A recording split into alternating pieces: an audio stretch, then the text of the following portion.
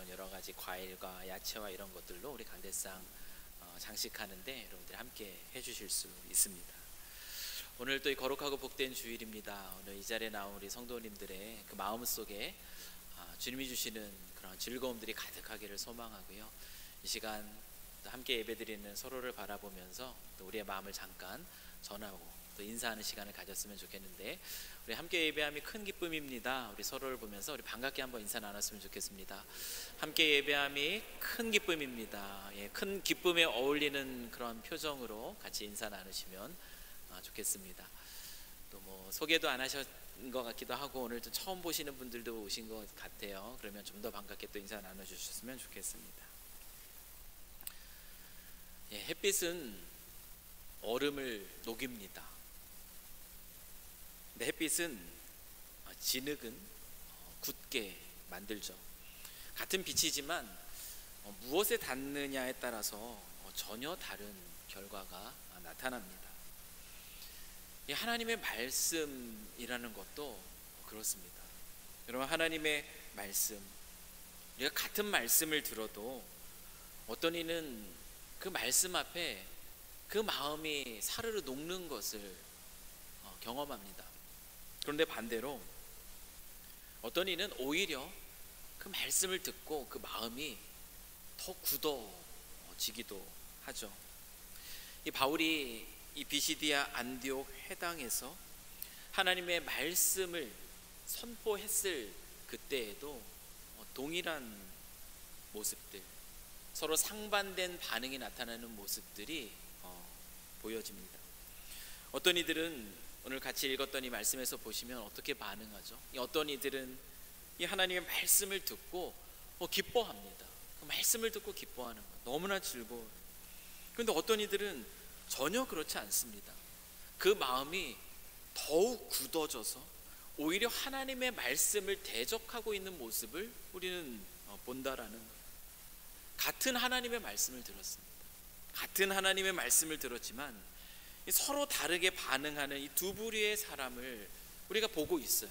보고 있는데 이 모습이 우리의 모습과 전혀 상관없다라고 말할 수 있을까요? 어쩌면 우리도 동일한 하나님의 말씀을 들으면서 어떤 이들은 기쁨으로 반응하지만 또 어떤 이들은 더 굳어진 마음으로 있는지도 모르겠습니다.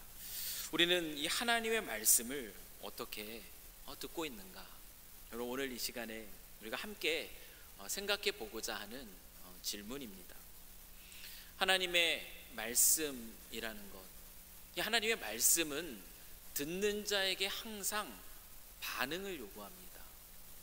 반응을 요구하는 게 하나님의 말씀이에요. 그 이유가 무엇이냐면 하나님의 말씀은 죽은 말씀이 아니라 살아있는 말씀이기 때문에 그렇습니다. 죽은 말씀이라면 반응을 하거나 말거나 상관이 없는 거예요. 근데 하나님의 말씀은 살아있습니다. 그렇기 때문에 우리의 반응을 요구한다라는 거죠. 히브리서 4장 12절, 13절 말씀을 한번 보십시오. 하나님의 말씀은 살아있고 활력이 있어 좌우에 날선 어떤 검보다도 예리하여 혼과 영과 및 관절과 골수를 찔러 쪼개기까지 하며 또 마음의 생각과 뜻을 판단하나니 지으신 것이 하나도 그 앞에 나타나지 않음이 없고 우리의 결산을 받으실 이의 눈앞에 만물이 벌거벗은 것 같이 드러나느니라. 여러분, 이 구절에서 말하고 있는 것처럼 하나님의 이 말씀은 살아 있습니다. 하나님의 말씀은 살아서 무슨 일을 하는가? 우리의 마음의 생각과 뜻을 판단합니다. 여러분, 이 말이 의미하는 것은 무엇이냐면 하나님의 말씀을 우리가 들으면 그 말씀이 우리 안에서 일한다라는 거예요. 우리 안에서 일하면서 우리가 가진 이 마음의 깊은 생각과 뜻을 다 드러내게 만들어 주신다라는 거죠. 여러분, 하나님의 말씀을 들을 때에 이런 생각이 들 때가 있지 않았을까요? 어떤 생각이냐면 오늘 이 말씀은 나에게 하는 얘기야. 나에게 주고 있는 말씀이야. 때로는 나에게 주는 위로야. 때로는 나에게 주는 책망이야. 내용은 다를 수 있지만 하나님의 말씀을 들으면서 나한테 하는 얘기와 같다라는 생각이 들 때가 있을 겁니다. 여러분, 그럴 때 내가 하나님의 말씀을 잘 듣고 있구나, 그렇게 생각하시면 돼요. 왜냐하면 나한테 하는 얘기와 같다라는 것은요, 내가 지금 하나님의 말씀에 귀를 잘 기울이고 있다라는 것의 증거이기 때문에 그렇습니다. 하나님의 말씀을 들으면, 우리가 그 말씀을 귀를 기울여서 잘 들으면 그 말씀이 마치 나에게 주시는 말씀, 나에게 하는 이야기로 들린다라는 거예요. 그래서 그 말씀이 우리가 가지고 있는 마음속에 있는 생각과 뜻을 다 드러내 보여준다라는 겁니다. 내 마음속에 애통함을 드러내주며 하나님의 위로를 구하게 만들기도 하고요, 내 마음속에 그 부끄러움과 그 수치를 드러내면서 또 회개함으로 반응하게 말씀이 역할을 한다라는 거예요. 그렇기 때문에 우리는 이 말씀 앞에요, 살아있는 하나님의 말씀 앞에 반응하지 않을 수가 없습니다. 잘 들어야 됩니다. 잘 듣는 것이 중요합니다. 우리의 마음의 생각과 뜻이 다 드러나기 때문에 그래요. 근데 잘 듣는 것도 중요하지만 더 중요한 것이 있어요. 그것이 무엇이냐면, 들은 이 말씀, 내 마음속의 깊은 생각과 뜻까지 다 밝히 드러내 보여준 그 말씀 앞에 내가 어떻게 반응하느냐, 여러분, 이것이 너무나 중요하다라는 거예요. 오늘 본문에 나타나는 이 두 부류의 사람들처럼요, 말씀을 듣고 마음이 녹아지는 반응으로 그 하나님 앞에 우리가 설 수도 있고요, 반대로 그 마음이 더 굳어지는 그 반응으로 하나님 앞에 서는 모습일 수도 있다라는 겁니다. 먼저는 이 하나님의 말씀을 듣고 그 반응으로 그 마음에 녹아진 이들이 오늘 본문 속에 등장하고 있어요. 그들은 누구인가? 오늘 본문은 이방인들이라고 얘기를 하고 있습니다. 바울이 회당에서 하나님의 말씀을 전했습니다. 그 말씀을 전하고 난 이후에 어떤 반응이 있었죠? 그 말씀을 들은 이들 중에 많은 이들이요, 다음 안식일에도 한 번 더 말씀을 전해달라고 이 바울의 일행을 초대를 하고 있습니다. 여러분, 그 험준한 산맥을 건너서 거기까지 왔어요. 복음을 전할 수 있는 기회를 얻었습니다. 얼마나 기뻤어요. 근데 이제 다시 한번 복음을 전할 수 있는 기회를 또 얻게 된 거죠. 그래서 얼마나 즐거운 일입니까? 얼마나 감사한 일입니까? 근데 더 기뻐할 만한 일들이 그 다음 안식일에 벌어집니다. 그 일이 어떤 일인가 하면은 사도행전 13장 44절 말씀을 한번 보세요. 그 다음 안식일이 되었더니 어떤 일이 벌어졌는가? 그 다음 안식일에는 온 시민이 거의 다 하나님의 말씀을 듣고자 하여 모이니라고 얘기합니다. 여러분, 어떤 일이 벌어졌죠? 그 전 안식일에 하나님의 말씀을 듣고 반응한 이들, 이들이 여러분 어떻게 한 주간을 보냈을까 한번 상상해 보십시오. 그들이 하나님의 말씀을 더 듣고 싶었잖아요. 그 한 주간을 보내면서 그냥 가만히 있었겠습니까? 내가 들었던 그 말씀, 더 듣고 싶었던 그 말씀, 다음 안식일에도 그분들이 오셔서 하나님 말씀을 전할 텐데 그 다음 안식일에 너희들 꼭 왔으면 좋겠다. 여러분, 하나님 말씀 앞에 그 마음이 녹아지는 그 반응으로 섰던 이들이 정말 이 한 주간을 그냥 보내진 않았을 거예요. 그렇게 찾아가며 초대했겠죠. 결국 그 어떤 일이 일어나는가 하면 그 다음 안식일에는요, 온 시민이 거의 다 모일 정도라는 거예요. 얼마나 열심히 그렇게 전했으면 온 시민이 거의 다 모일 정도의 그 거대한 무리가 그 다음 안식일에 오게 됩니다. 그렇게 모인 자들이 다시 한번 그 하나님의 말씀, 바울이 전하는 그 말씀을 들어요. 그 말씀을 듣고 그 많은 이방인들이 어떻게 반응하는가? 48절 말씀이에요. 여러분 48절 말씀을 한번 같이 읽겠습니다. 자, 시작. 이방인들이 듣고 기뻐하여 하나님의 말씀을 찬송하며 영생을 주시기로 작정된 자는 다 믿었다라고 이야기하고 있어요. 얼마나 감격적인 장면이에요.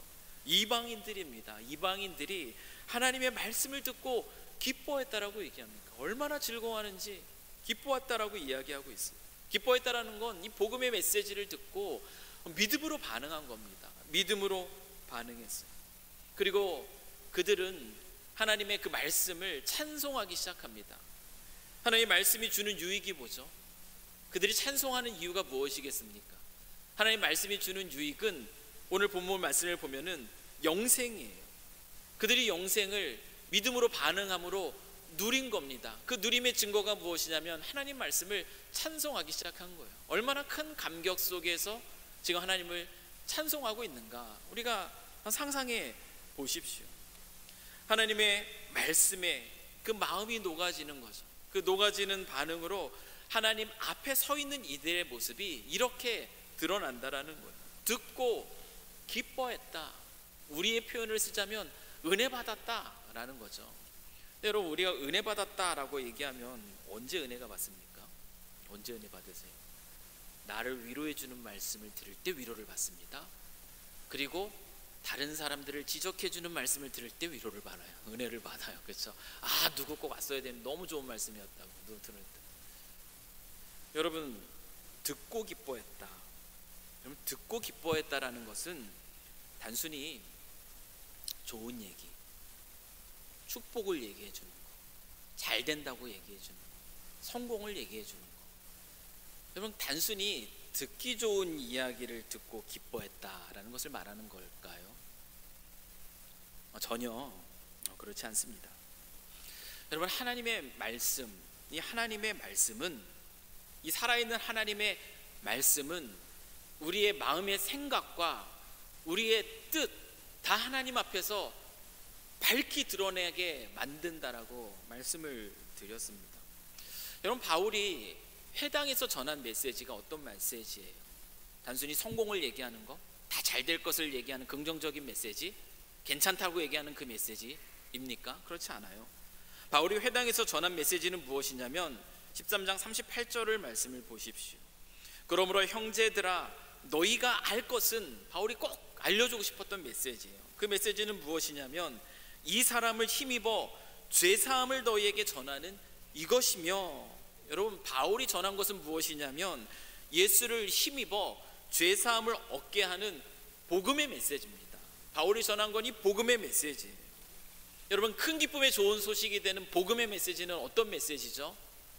우리가 다 잘 될 거다라고 말하는 이 메시지입니까? 하나님은 그냥 여러분을 다 사랑하십니다, 단순히 이 메시지겠어요? 그렇지 않아요. 죄사함을 얻게 하는 복음입니다. 그것이 의미하는 것은 무엇이죠? 이 복음은 우리가 죄인이라는 사실을 지적합니다. 그걸 깨우쳐 주는 거예요. 여러분, 이 복음은 우리가 부끄럽게 여기는 그 죄에 대해서 회개를 요청하는 겁니다. 회개를 촉구하는 메시지예요. 여러분, 자신의 죄, 자신의 부족함, 그 부끄러움, 이것을 지적하는 메시지를 듣는 것, 나의 은밀한 치부가 드러나는 메시지를 듣는 것, 여러분, 그것이 기분 좋은 일은 아니죠. 때로는 이 하나님의 말씀이 정말 나한테 주는 메시지야, 나에게 하는 얘기 같아, 그렇게 들리는 메시지에 우리가 기분이 상하는 이유도 바로 여기에 있는 거예요. 그 메시지가 나의 그 어리석음을 드러내 보여줄 때, 나의 그 부끄러움을 드러내 보여줄 때, 그때 우리가 이렇게 반응할 수 있다라는 거죠. 그런데 오늘 본문 보면은 이방인들은요, 그 복음의 메시지, 죄인임을 드러내주고 죄에 대한 회개를 촉구하는 이 복음의 메시지를 듣고 기뻐합니다. 그 말씀이 자신의 마음의 생각과 뜻을 드러냈을 때 그들은 말씀 앞에 반응한 거예요. 진실함으로 반응한 겁니다. 그 말씀 앞에 순종한 것이에요. 듣고 기뻐했다라는 이 말 사이에 단어를 추가한다면 아마 이렇지 않을까라고 제가 생각해 봐요. 듣고, 그들이 하나님의 말씀을 듣고 자신의 부끄러운 죄를 깨닫고, 그리고 애통하는 가운데 회개하여 그들은 기뻐했다. 듣고 기뻐했다라는 이 말은 자신의 마음에 깊이 숨겨진 것을 드러내는 이 하나님의 말씀 앞에 죄를 깨닫고 애통하고 아파하고 회개하는 이 모든 과정을 포함합니다. 이렇게 말씀 앞에 반응할 때 우리는 비로소 기뻐할 수 있는, 말씀을 듣고 즐거워할 수 있는 것입니다. 왜냐하면 그분 안에서 회복을 경험한 것이기 때문에 그렇습니다. 단순히 위로를 통해서 기쁨을 얻은 것이 아니라 때로는 나의 부끄러움 앞에 철저한 회개 속에서 그런 나를 용서해 주시는 그 하나님 앞에 또 기뻐할 수 있는 거죠. 이와 같은 기쁨이 여러분의 삶 속에 얼마나 가득합니까? 이 반대로 이 하나님 말씀을 듣고 그 반응으로 이 마음이 굳어진 이들은 어떤 이들이죠? 그들은 하나님 말씀 앞에 더 가까이 있어야 할 유대인들이에요. 바울은 회당에서 말씀을 다 전했습니다. 이 복음의 메시지를 다 전한 다음에 유대인들이 잘 아는 이 구약의 말씀을 인용합니다. 13장 오늘 41절 말씀인데요. 일러스되 보라 멸시하는 사람들아, 이 하나님의 말씀을 멸시하는 사람들을 얘기하는 거죠. 너희는 놀라고 멸망하라. 내가 너희 때를 당하여 한 일을 행할 것이니, 이 한 일이라는 것은 심판을 얘기합니다. 사람이 너에게 일러줄지라도 도무지 믿지 못할 일이라 하였느니라 하니라. 여러분, 이 말씀은 하박국 선지자를 통하여서 하나님이 하나님의 말씀을 듣지 않는 그 유다 백성들에게 심판을 경고한 메시지입니다. 이 바울은 유대인들이면은 구약의 메시지를 잘 알잖아요. 이 메시지를 인용하면서 이 선지자들을 통해서 주신 그 말씀을 듣지 않으므로 심판을 받게 되는 이 일이 너희들에게 일어나지 않기를 바란다. 너희들에게 미치지 않기를 바란다라고 간절히 그 말씀을 마치고 난 이후에 이 말씀을 인용해서 호소를 한 것입니다.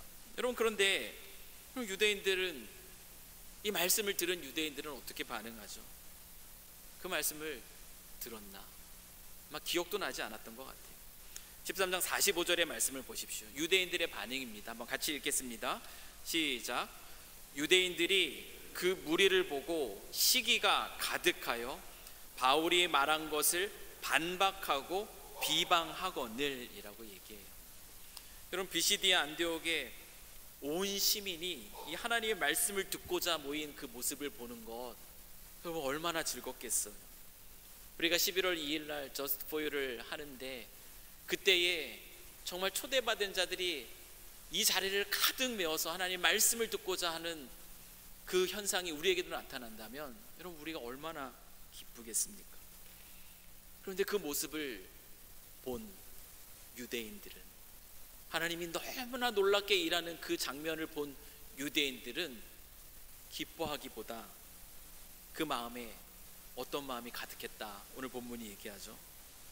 시기라고 얘기하고 있습니다. 시기. 여러분, 유대인들은 그들 스스로 자기들만이 하나님께 선택받은 민족이다라는 이런 선민의식을 가지고 있었습니다. 그런 의식 속에 지금 회당에 그래도 개종한 이방인들이 몇 있잖아요. 그들이 있습니다. 그 정도는 좀 괜찮다고 생각했나 봐요. 그들은 용납해 준 것 같아요. 그런데 엄청난 수의 이방인들이에요. 지금 온 시민들 거의 다라고 얘기하잖아요. 이 엄청난 수의 이방인들이 하나님을 말씀을 듣는 그 자리에 나오자 그들이 무엇을 느꼈나? 그들이 왜 시기했을까요? 그들이 위협을 느낀 겁니다. 자신들의 영적인 특권, 자신들이 가지고 있는 영향력, 이런 것들이 위협받는다라는 그런 느낌을 가진 겁니다. 실제적으로 자신들에게는 손해가 없지만 이방인들, 아니 우리만 특별한데, 아니 저 죄인인 이방인들이요, 그 하나님 말씀의 유익을 누리게 된다라고 생각하니까 어떤 마음이 들어요? 괜히 상대적 박탈감이에요. 자기는 원래 누리고 있었던 거고 못 누리던 사람들이 누리게 되는 걸 보니까 배가 아픈 겁니다. 그게 아마 유대인들의 마음이에요. 그래서 그들은 마음속에 어떤 마음이 가득 차도록 그들을 내버려 뒀는가 하면 바로 시기라는 거예요. 여러분, 시기는 감정의 문제가 아닙니다. 혹시 우리의 마음속에 시기가 있다면 생각하셔야 돼요. 이 시기는 신앙의 문제입니다. 하나님 안에서 자기 자신을 바라보지 못하고요, 다른 이들과의 비교 속에 자신의 가치를 인정받고자 하는 데서 발생하는 것이 바로 시기입니다. 이런 모습은 이 비시디아 안디옥에 있는 유대인들에게 나타났는데, 이러한 모습이 오늘날 우리 교회 안에서는 어떤 모습으로 또한 드러날까요? 우리 안에 신앙생활을 열심히 하는 이들이 있을 거예요. 혹시 우리가요, 신앙생활을 열심히 하는 그 분들을 보면서, 열심히 예배드리고 열심히 섬기는 이들을 보면서 혹시 우리 마음속에 불편함이 있다면, 혹시 그들을 보면서 못마땅하는 마음이 우리 마음속에 든다면, 여러분, 그게 뭐죠? 그게 시기예요. 아니, 왜 그런 마음이 들까요? 어쩌면 내가 누리고 있던 인정, 내가 차지하고 있던 어떤 자리, 내가 가지고 있던 영향력, 어쩌면 그런 것들을 빼앗길 수도 있다. 그 영향력이 줄어들 수도 있다. 어쩌면 그런 마음의 동기에서 나오는 것이 그런 시기 아니겠습니까? 스스로는 아무 일도 안 하면서, 특별한 열심도 없으면서, 어쩌면 남들이 열심을 다하는 일에 유난 떤다. 어쩌면 그 일들을 트집 잡는 것도 우리가 같은 맥락에서 이해할 수 있는 거예요. 그래서 유대인들이 어떻게 합니까? 그런 시기는 시작입니다. 그 마음이 하나님께로 향해 있지 않다라는 그 증거예요. 그 시기 속에서 이 바울 일행을 어떻게 하죠? 그 유대인들은요, 바울이 전한 하나님 말씀을요, 반박하고 비방합니다. 하나님을 대적하는 자로 그들이 서 있는 거예요. 그들이 뭘 하는지도 알지 못하면서 그 모습을 드러내는 거죠. 여기에 그치지 않습니다. 시기가 가득하여 이 하나님의 말씀을 반박하고 비방할 뿐만 아니라 유대인들이 어떤 일을 합니까? 사람들을 선동합니다. 사람들을 선동하는 거예요. 50절 말씀을 한번 보십시오. 이에 유대인들이 경건한 귀부인들과 그 신의 유력자들을 선동하여 바울과 바나바를 박해하게 하여 그 지역에서 쫓아내니, 여러분, 오늘날에도 그렇지만 과거에도 여성들은 종교적 영역에서 굉장히 큰 영향력을 끼쳤습니다. 아마 이 자리에 계신 분들도 남성분보다 여성분들이 더 많으실 거예요. 특별히 귀족층 여성들은 어떻습니까? 귀족층 여성들은 남편을 통해서 또 재산도 충분히 가지고 있고요, 그리고 남편을 통해서 사회 안에서의 충분한 네트워크도 가지고 있는 사람들이 귀족층 여성들이에요. 그 가운데 유대교에 관심을 가지고, 그 유대교에 관심을 가지고, 그 가르침에 관심을 가지고, 재정적으로, 정치적으로는 영향력을 끼치지 못하니까요, 이 재정적인 부분에 있어서 후원을 하면서 영향력을 끼치는 그런 여인들이 이 헬라 로마 문화 속에서 많이 있었다라고 얘기를 합니다. 유대인들이 자신들을 후원하는 이들로부터 영향을 잃을까 염려했던 것, 그것이 한 이유가 될 수 있어요. 이 이방인들이 그렇게 자기들이 그런 재정적 후원을 받으면서 영향을 끼치고 있었는데, 이제 수많은 온 시민 그들이 이렇게 하나님의 말씀 앞에 서니까 그 영향을 뺏길까봐 그 두려움 속에 먼저 손을 쓴 것이라고 할 수 있죠. 남편들로 인해 이 정치적 지위와 이 사회적 네트워크를 보유하고 있었던 이 귀부인들을 유대인들은 선동합니다. 선동은 거짓이죠.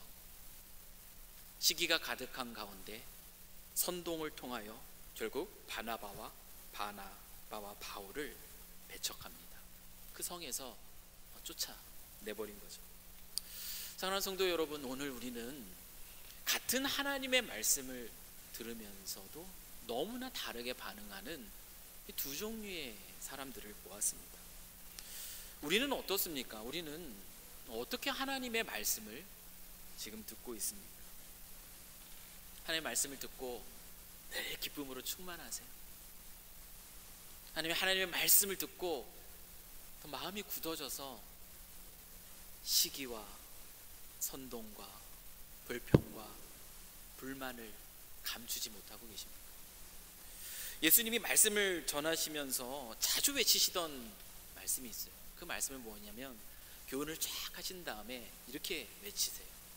들을 귀 있는 자는 들어라. 예수님 그렇게 말씀하세요. 들을 귀 있는 자는 들어라. 귀 있는 자는 들어라. 여러분 듣고 계십니까? 하나님의 말씀을 듣고 계세요. 하나님의 말씀이 우리에게 주는 유익이 뭐죠? 여러분 신명기 10장 13절은 이렇게 얘기합니다.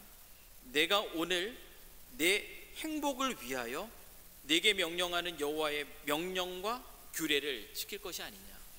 여러분 하나님이 우리에게 말씀하세요. 근데 이 말씀은 무엇을 위한 말씀이냐면 우리의 행복을 위한 말씀이에요. 세상이 줄 수 없는 행복을 위해서 우리에게 주시는 것이 하나님의 말씀입니다. 그렇기 때문에 우리 주님은 들으라고 얘기하시는 거예요. 힘주어서 말씀하시는 겁니다. 그 행복을 주는 말씀이 우리에게 어떻게 들려지곤 하나. 이 디모데후서 3장 16절 말씀을 보시면요 이렇게 얘기하고 있어요. 모든 성경은 하나님의 감동으로 된 것으로 교훈과 책망과 바르게 함과 의로 교육하기에 유익하니. 여러분 모든 성경은 무엇이죠? 하나님의 말씀입니다. 기록된 하나님의 말씀이에요. 여러분 이 하나님의 말씀은 우리의 행복을 위한 것으로 우리에게 어떻게 들려주는가? 항상 위로와 축복의 메시지로 들려주는 것이 아니라는 거예요. 교훈과 책망이에요. 우리의 부끄러움을 드러내는 겁니다. 우리의 수치를 드러나게 해주는 것이에요. 그래서 그 자리로부터 돌이키게 하는 것, 바르게 하고 의로 교육하게 하는 그 방식으로 이 하나님의 말씀은 우리에게 들린다라는 겁니다. 그 말 통해서 우리에게 유익을 주시기 위함이에요. 사랑하는 성도 여러분, 우리의 행복을 위해서 주시는 이 하나님의 말씀, 이 하나님의 말씀을 잘 듣고 계십니까? 우리 그것이 하나님의 말씀, 나에게 주시는 말씀으로 듣고 우리는 그것을 귀에 기울여야 되는 거예요. 더 잘 듣기 위해서 귀를 기울여야 됩니다. 잘 들으셔야 됩니다. 중요합니다. 그리고 또 중요한 것은 그 말씀 앞에 제대로 반응하시는 거예요. 귀 있는 자는 들으라 라고 말씀하셨던 예수님이 또한 자주 외치셨던 말씀이 있어요. 그것이 무엇이냐면 듣는 자는 살아나리라 라는 선포입니다. 귀 있는 자는 들어라 말씀하시고요, 듣는 자는 살아나리라고 말씀하세요. 여러분 잘 듣고 우리가 잘 반응하면 살아납니다. 이 살아남의 증거가 기쁨이에요. 살아남의 증거가 즐거움입니다.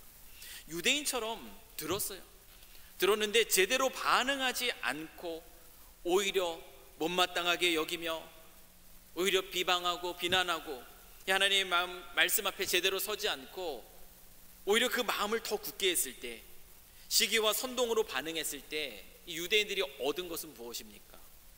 여러분 유대인이 무엇을 얻었어요?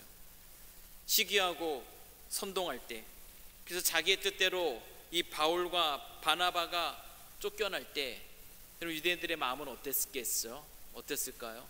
신났겠죠. 그렇죠? 내가 말한 대로, 내가 계획한 대로 일이 이루어지고 있는 걸 보니 얼마나 신났겠습니까? 그런데 그들의 결국은 어떻습니까?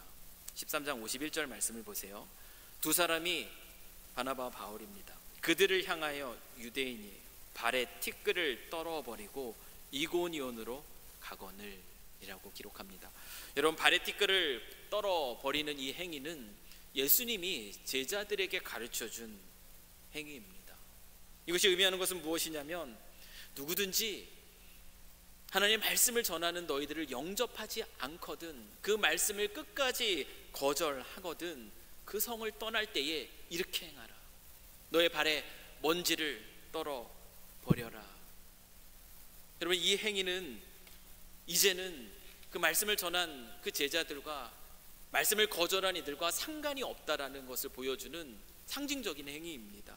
다시 말하면 그들에게 임하는 심판, 이 심판의 책임이 말씀을 전한 자에게 있는 것이 아니라 그 하나님의 말씀을 끝까지 거절한 그들에게 있다라는 것을 보여주는 상징적인 행위가 발의 먼지를 떨어버리는 것이에요.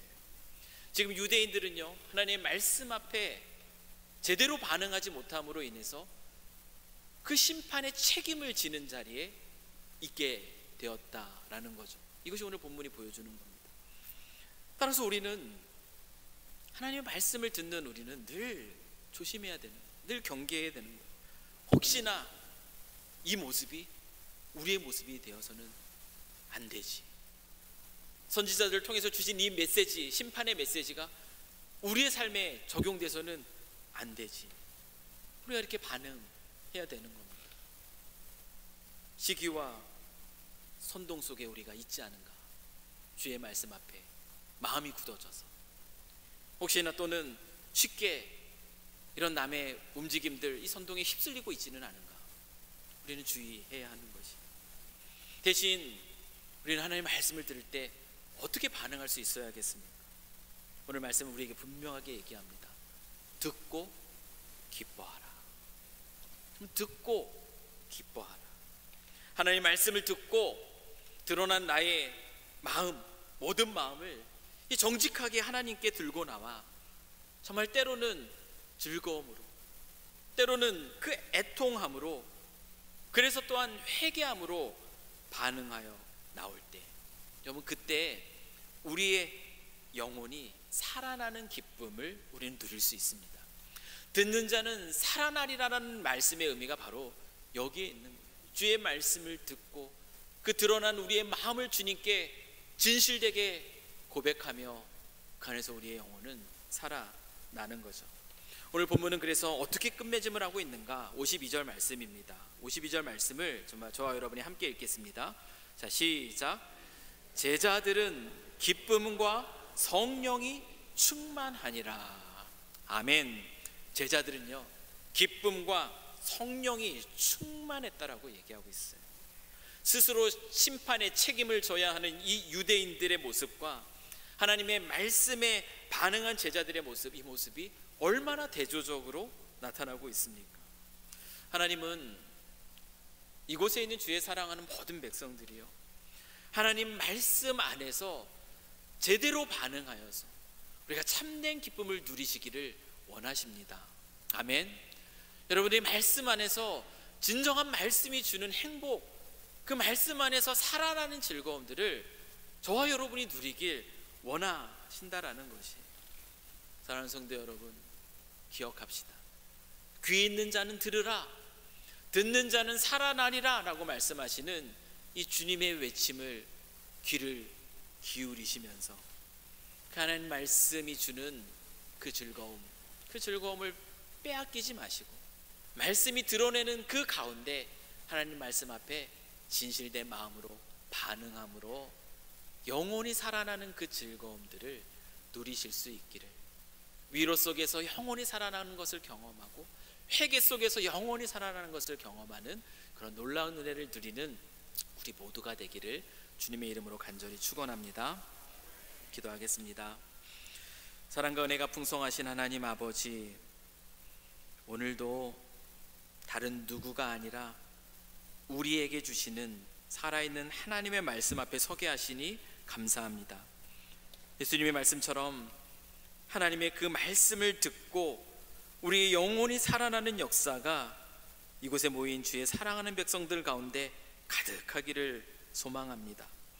위로와 격려도 주시지만 교훈과 책망과 바르게 함과 의로 교육하기에 유익한 하나님의 말씀을 겸손히 받아서 하나님의 말씀 앞에서 시기와 불평, 선동과 비방으로 반응했던 어리석은 유대인들의 그 모습이 아니라 듣고 기뻐한 이방인들처럼 하나님의 말씀을 통해 늘 새롭게 영생의 기쁨을 누리는 저희 모두 되게 하여 주시옵소서.